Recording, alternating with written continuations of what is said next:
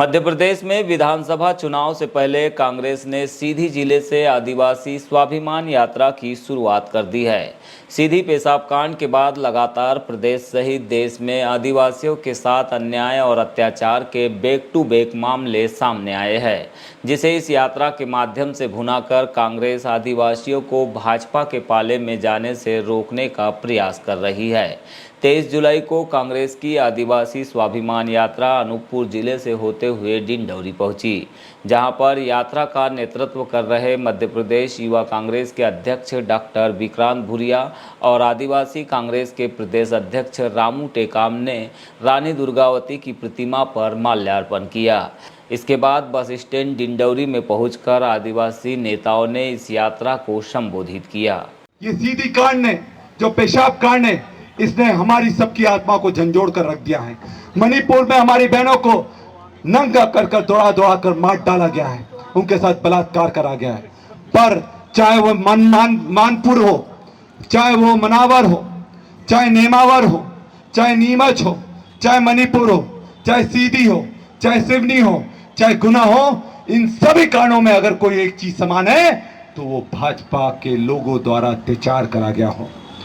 और आज तक उन लोगों पर किसी तरह की बड़ी कार्रवाई नहीं हुई। मुख्यमंत्री बड़ी बड़ी बात करते हैं कि आदिवासी मेरा भाई है, नरेंद्र मोदी शहडोल लाकर बड़ी बड़ी बात करता है कि आदिवासी मेरा भाई है, तो आज तक उन अत्याचारियों पर बड़ी कार्रवाई क्यों नहीं हुई? प्रदेश और देश की सरकार का जिम्मेदारी है कि हर आदमी का मान सम्मान हो, हर आदमी की सम्मान हो, हर आदमी की विकास में सरकार की सहभागिता हो।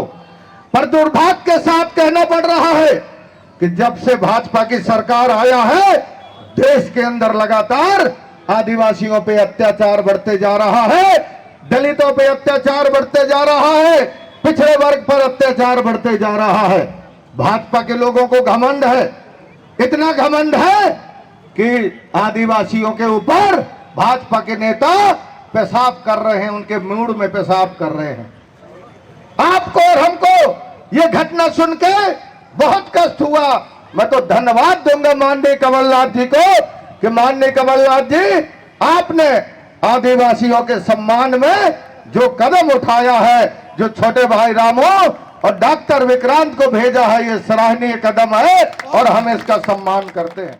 यात्रा को लेकर मध्य प्रदेश कांग्रेस कमेटी के अध्यक्ष कमलनाथ के निर्देशानुसार अलग अलग जिलों में यात्रा का उद्देश्य समझाने हेतु मीडिया प्रवक्ताओं की भी ड्यूटी लगाई गई है। इसी के तहत प्रदेश प्रवक्ता जबलपुर संभाग महेंद्र अमूले ने डिंडौरी जिले में यात्रा ज्वाइन की, जहां उनके साथ मंडला के विधायक डॉक्टर ओमकार मरकाम, शहपुरा विधायक भूपेंद्र मरावी सहित अन्य कांग्रेस के नेता और पदाधिकारी भी बड़ी संख्या में मौजूद रहे। आपको बता दें कि आदिवासी स्वाभिमान यात्रा प्रदेश के 17 जिलों से होकर गुजर रही है, जिनमें 36 आदिवासी बाहुल्य विधानसभा सीटों को शामिल किया गया है। प्रवक्ता महेंद्र अमूले को अनूपपुर, डिंडौरी, शहपुरा, निवास, मंडला, बिछिया, बैहर सहित परसवाड़ा और बरघाट विधानसभा क्षेत्र की जिम्मेदारी मिली है, जिसे लेकर आज उन्होंने डिंडौरी जिले के शहपुरा विधानसभा क्षेत्र में पत्रकारों से चर्चा की। इस दौरान उनके अलावा यात्रा के मुख्य नेतृत्वकर्ता डॉक्टर विक्रांत भूरिया, कांग्रेस आदिवासी प्रकोष्ठ के प्रदेश अध्यक्ष रामू टेकाम, कांग्रेस आदिवासी प्रकोष्ठ की महिला अध्यक्ष चंदा सरवटे ने भी यात्रा के प्रमुख बिंदुओं पर अपने विचार साझा किए। इसके बाद यह स्वाभिमान यात्रा शहपुरा विधानसभा क्षेत्र से होते हुए मंडला जिले के बिछिया विधानसभा क्षेत्र में इंटर हुई, जहां पर आदिवासी समाज के द्वारा जगह जगह यात्रा का स्वागत किया गया। 25 जुलाई को आदिवासी स्वाभिमान यात्रा मंडला जिले के बिछिया से होते हुए बालाघाट जिले के बैहर विधानसभा क्षेत्र में प्रवेश करेगी। इसके बाद यह यात्रा 26 जुलाई को परसवाड़ा में शुरू होगी और यहां से बरघाट के लिए रवाना हो जाएगी।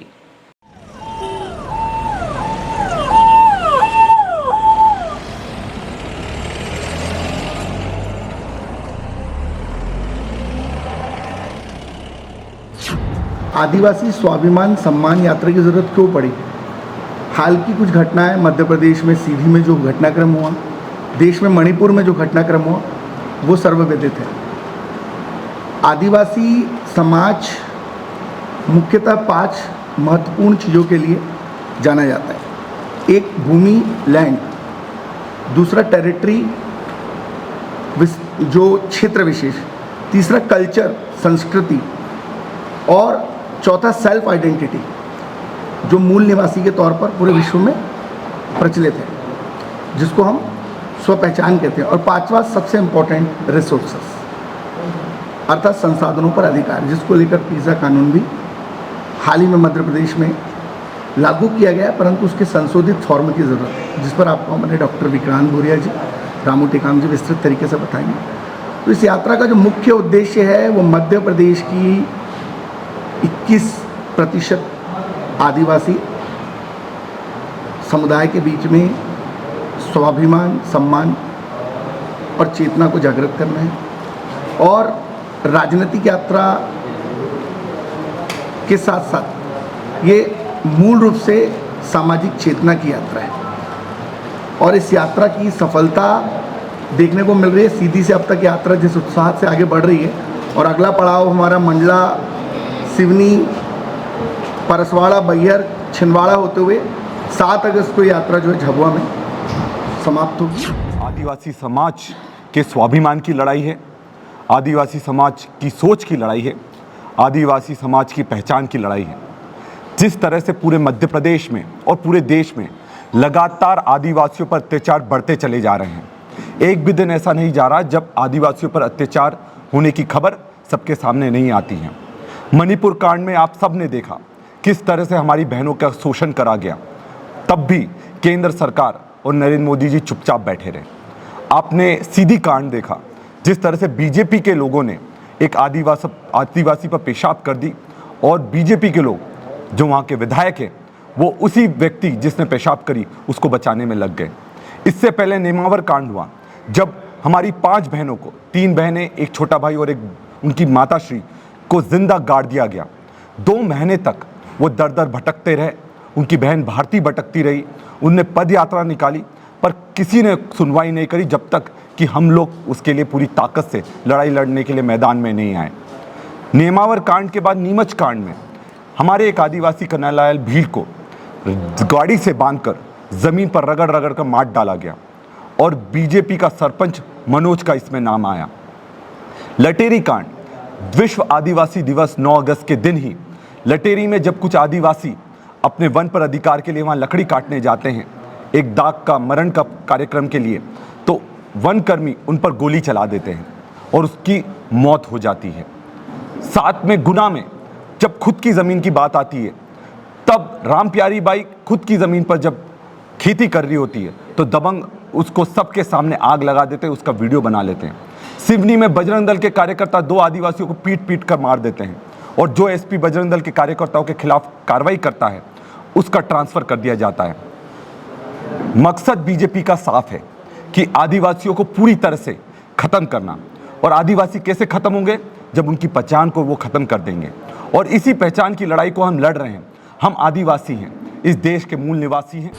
भारतीय जनता पार्टी की सरकार केवल टेलीविज़न की सरकार है, इनके पास कोई विजन नहीं है। ये केवल आंकड़ों पे बात करते, कागज़ पे बात करते, ज़मीन में इसका कुछ नहीं, कहीं भी कुछ नहीं है। अगर ज़मीन पे इनका इतना कुछ होता तो आप बताइए, कर्नाटक में चुनाव हुआ, कर्नाटक में चुनाव हुआ, वहाँ का चुनाव कांग्रेस वर्सेस नरेंद्र मोदी था, बीजेपी नहीं था। नरेंद्र मोदी जी ने पूरी ताकत लगा दी देश की, लेकिन वहाँ के 15 आदिवासी सीटों में से एक भी सीट भारतीय जनता पार्टी नहीं जीत पाई। तो आदिवासियों ने उनको आईना दिखा दिया है कि अब आदिवासी भारतीय जनता पार्टी के साथ में नहीं जाने। ये मैं जब भी सुनती हूँ तो मेरे रोंगटे खड़े हो जाते हैं इस घटना के दौरान, और मतलब मैं निःशब्द हो जाती हूँ इस चीज़ के लिए। तो मैं तो इस घटना के लिए घोर मोदी सरकार की निंदा करती हूँ, और जितनी भी उनकी निंदा की जाए वो बहुत कम है, क्योंकि मुखिया होने के नाते उनको अब तक इस देश के एक सुंदर हिस्से को बनाने के लिए क्या नहीं करना चाहिए था। उन्होंने कुछ नहीं किया, बस ये बोला कि मुझे दुख है। ये हमें भी दुख है कि हमारे मुखिया ऐसे हैं, हमारे भारत के मुखिया ऐसे हैं कि हमारी बहनों की इज्जत नहीं बचा पा रहे हैं, हमारी माताओं की इज्जत नहीं बचा पा रहे हैं। और मणिपुर पूरे 80 दिनों से जल रहा है, उन्होंने अभी तक कुछ नहीं किया।